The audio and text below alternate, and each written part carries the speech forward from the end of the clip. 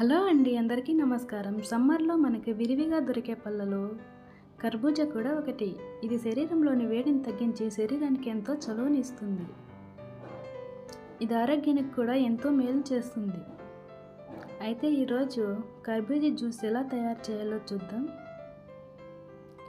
ముందుగా కర్బూజాని తీసుకొని ఇలా కట్ చేసుకొని దానిలోని విత్తనాలన్నిటినీ తీసేసుకోవాలి. ఇలా అన్నిటినీ తీసేసి ఇలా కట్ చేసి పెట్టుకోవాలి. వీటిని చిన్న చిన్న ముక్కలుగా అయితే కట్ చేసుకోవాలి.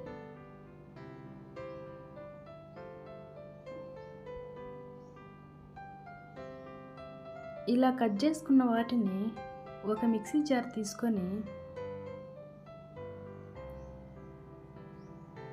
ఇవన్నీ మిక్సీ జార్లోకి అయితే వేసుకోవాలి.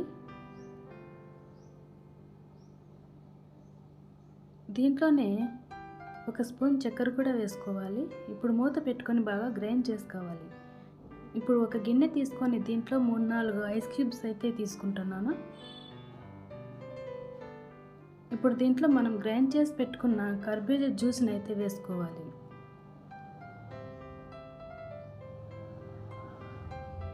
ఇప్పుడు దీంట్లో ఒక హాఫ్ గ్లాసు కాచి చల్లార్చిన పాలను వేసుకోవాలి.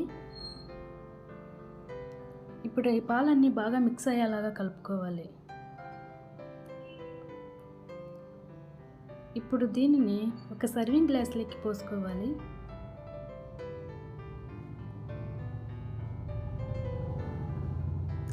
ఇలా సర్వింగ్ గ్లాస్లోకి తీసుకొని డ్రై నట్స్తో గార్నిష్ చేసుకుంటే కర్బూజా జ్యూస్ తయారైనట్టే.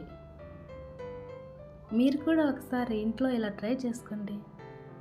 ఈ వీడియో కనుక మీకు నచ్చినట్లయితే ప్లీజ్ ఒక లైక్ ఇవ్వండి. అలాగే షేర్ చేయండి, సబ్స్క్రైబ్ చేసుకోండి, మీ ఫ్రెండ్స్కి ఫార్వర్డ్ చేయండి.